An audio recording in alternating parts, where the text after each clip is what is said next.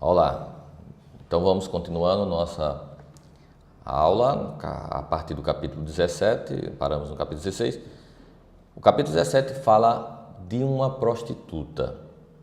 Vamos ver aí no primeiro slide, vocês poderão ver uma mulher corrompida,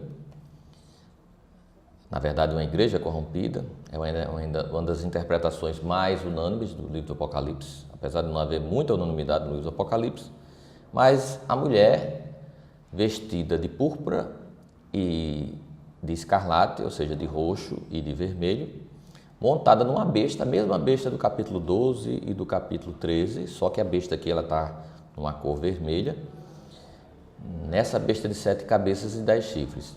E essa mulher é entendida como sendo a igreja corrompida, porque a noiva de Cristo, a igreja é considerada a noiva de Cristo. No caso do Apocalipse 17, a igreja que se corrompeu. E daí, vocês estão vendo aí, nesse primeiro slide, Apocalipse 17, 3, 4. Depois eu coloquei aqui um slide, por exemplo, do Papa Leão X, que foi o Papa da época da Reforma, né, que teve a briga com Lutero. Ele vestido aí de escarlate, né, de vermelho. Nós temos aqui outro slide aí, onde nós vemos o ritual das cores da Igreja Católica. A roupa dos sacerdotes judeus, outro slide aqui agora, que também usava, além do azul, a púrpura e o escarlate. Vemos agora no versículo 17 de Apocalipse, versículo 4, Apocalipse 17, versículo 4, diz assim: achava-se a mulher vestida de púrpura e de escarlate, adornada de ouro, de pedras preciosas e de pérolas, tendo nas mãos um cálice de ouro transbordante de abominações com as imundícias de sua prostituição. Então essa bandeira do Vaticano, justamente com amarelo ouro, escarlate e púrpura. Será coincidência? Nós achamos que não, mas será que a mulher prostituta é só a Igreja Católica, como muitas igrejas dizem? Não, porque a própria Apocalipse também diz que ela tem filhas. A gente sabe que da Igreja Católica surgiram muitas igrejas e muitas igrejas se corromperam. Então, quando nós interpretamos, a grande parte dos intérpretes, a não ser a própria Igreja Católica que não interpreta assim, que a igreja corrompida é a Igreja Católica, na verdade não está se falando especificamente só sobre a Igreja Católica. Nesse tempo aqui nós não dá para a gente falar todos os detalhes, é um tempo muito resumido. Mas as interpretações protestantes, elas próprias admitem, né, que é a mãe das abominações da terra, ou seja, ela teve filhas, e essas filhas, no capítulo 17 que fala dessas filhas, significam justamente muitas igrejas que surgiram. Mas vamos mais adiante aqui alguns detalhes desse capítulo 17. Nós vemos aqui esse slide agora das meretrizes ortodoxas, as igrejas ortodoxas da Grécia, Rússia, Iugoslávia, Bulgária. Foi um desfacelamento tão grande de igrejas, né, quando surgiu a ortodoxia. Antes mesmo dos protestantes, no século XII, no século XI surgiu a Igreja Ortodoxa Grega. E da Ortodoxa Grega já houve várias divisões. Então, se você chegar num país como Grécia, como Rússia, Iugoslávia, Bulgária, elas vão ter as suas igrejas ortodoxas nacionais. Se você chegar na Suécia, Finlândia, Noruega, aí vão ser as igrejas nacionais da época da Reforma. Ou seja, muitas igrejas surgiram e muitas igrejas se desvirtuaram do conceito bíblico, evangélico, né, da santificação, do sacerdócio universal que cada crente, cada cristão deve ter. Então, resumidamente, é o que nós poderíamos falar sobre esse capítulo 17. Vamos agora para o capítulo 18. Vamos ver aqui o slide do capítulo 18. Diz assim, o primeiro slide aqui: caiu a grande Babilônia e se tornou morada de demônios, covil de toda espécie de espírito imundo, esconderijo de todo gênero de ave imunda e detestável, pois todas as nações têm bebido do furor do vinho de sua prostituição. Com ela se prostituíram os reis da terra, também os mercadores da terra, e se enriqueceram à custa de sua luxúria. Então, no capítulo 17 fala-se da grande prostituta, no capítulo 18 fala-se da grande Babilônia. Mas o livro do Apocalipse diz que a grande prostituta é a grande Babilônia, e a grande Babilônia é a grande prostituta. Também diz que elas são a grande cidade que reina entre os reis da terra. Então, quando nós estamos falando de grande prostituta, grande Babilônia e grande cidade, nós estamos falando de uma só entidade, é o próprio Apocalipse que diz isso. Para a maioria dos intérpretes, representa Roma, para alguns poucos, representa Jerusalém. Mas aí existe lógica de dizer que Jerusalém era uma grande Babilônia, foi um grande império, dominou sobre os reinos da terra, então não existe lógica de entender grande prostituta, grande Babilônia e grande cidade como sendo Jerusalém, como existem algumas interpretações. Mas a maioria das interpretações interpreta, então, essa queda da grande Babilônia como uma queda da Igreja Católica nos dias finais da terra, quando o anticristo surgir e ele vai atacar, diz a Bíblia, no Apocalipse, ali, Daniel 11, diz que ele se insurgirá contra tudo que se chama Deus, não é? Tessalonicenses capítulo 2 também fala sobre isso. E quando o anticristo surgir, ele vai perseguir não só a Igreja Católica, vai perseguir todas as igrejas, todos os credos, todas as religiões, e dentre elas o cristianismo.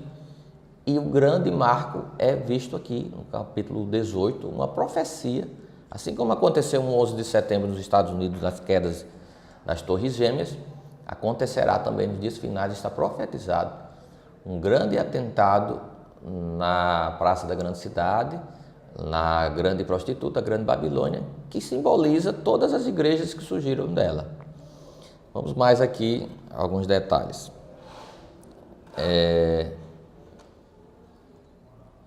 Diz aqui, vamos ainda continuar aqui nesse versículo que nós estamos lendo, todas as nações têm bebido do furor de sua prostituição.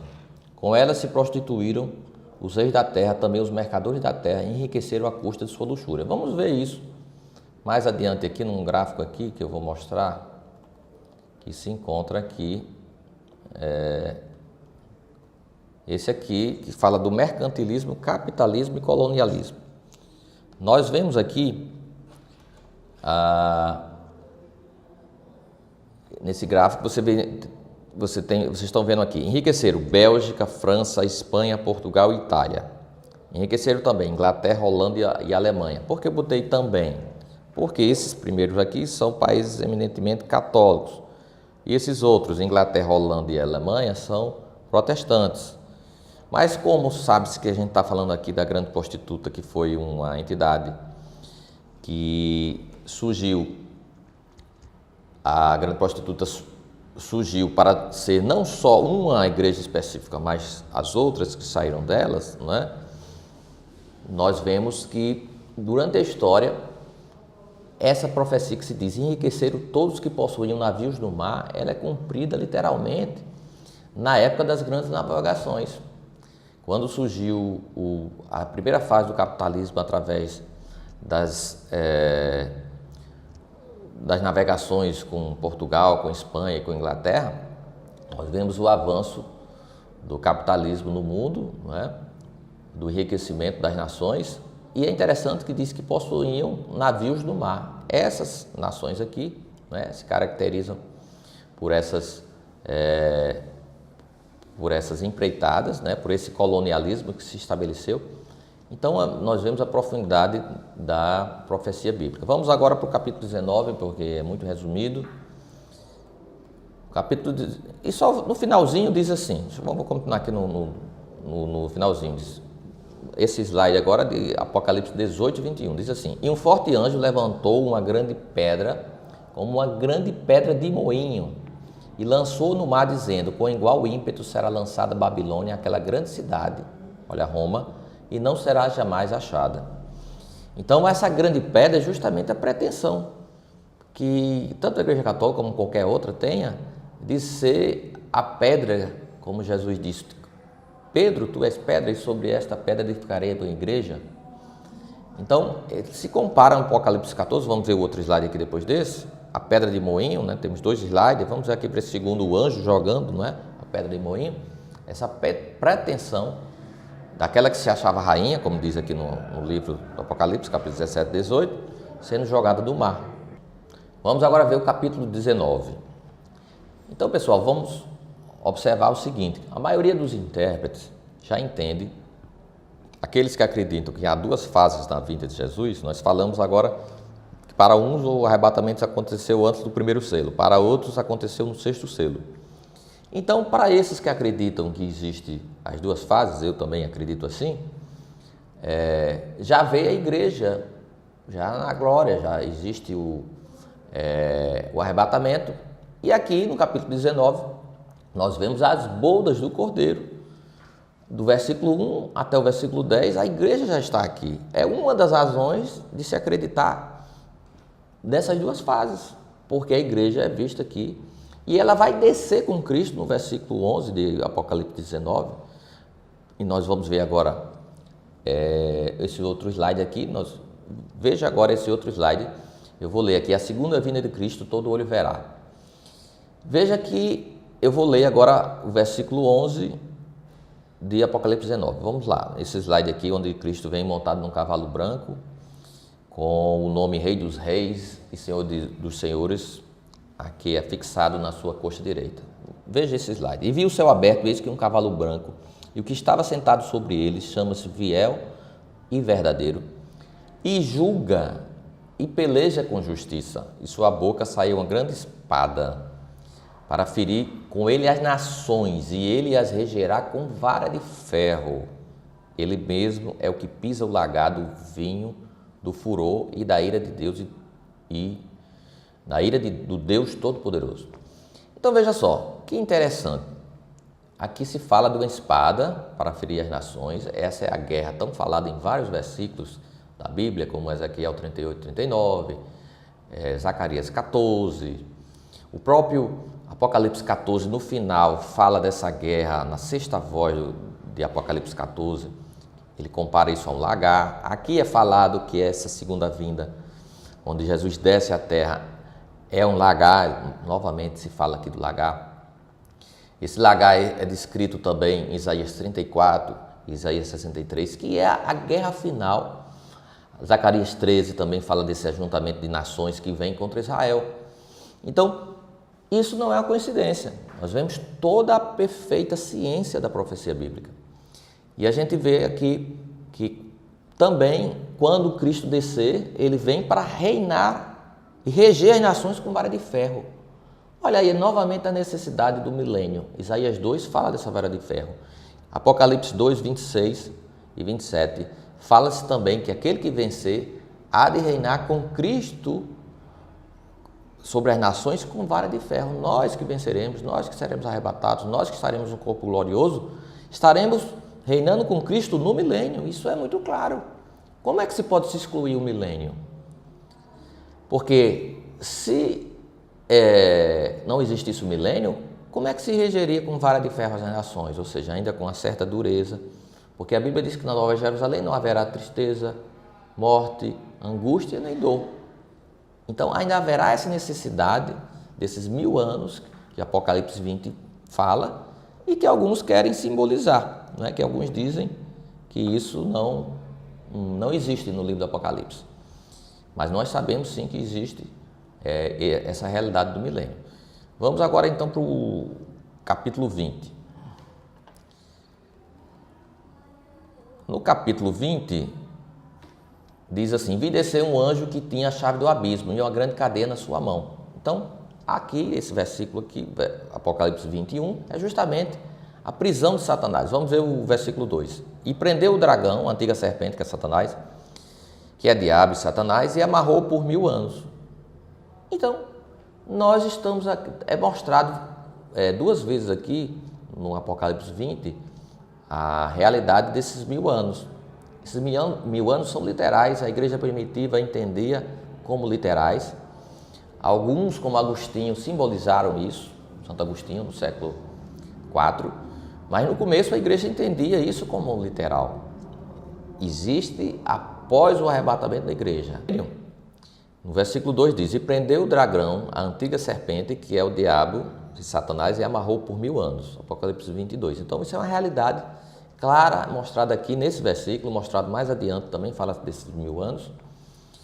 E isso mostra que haverá, depois do arrebatamento, a grande tribulação, depois da grande tribulação, a segunda vinda que nós acabamos de ver agora em Apocalipse 19, versículo 11 em diante, e depois da segunda vinda, onde Jesus desce à terra, começa-se o milênio, porque Satanás estará preso por 1000 anos. Isso aqui é mostrado claramente aqui em Apocalipse 20. Vamos ver agora esse outro slide aqui que fala sobre o milênio. Algumas passagens sobre o milênio, esse slidezinho aqui azul, vamos lá ver. Então, registro literal aqui, Apocalipse 22 e 24, Apocalipse 24 também.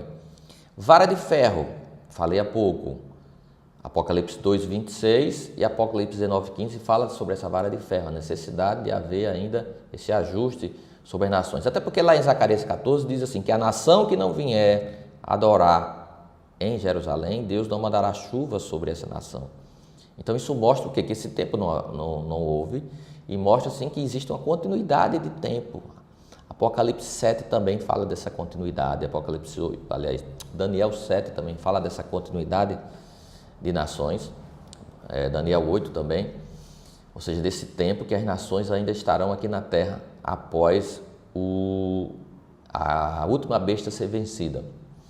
Porque Daniel, assim como Apocalipse, também fala sobre essa última besta que vai surgir.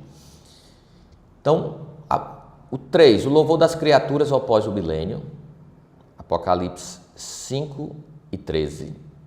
Isso mostra que é um período após o milênio. 4, prolongação do tempo dos países, aquilo que eu falei agora, Daniel 7, 11 ao versículo 12.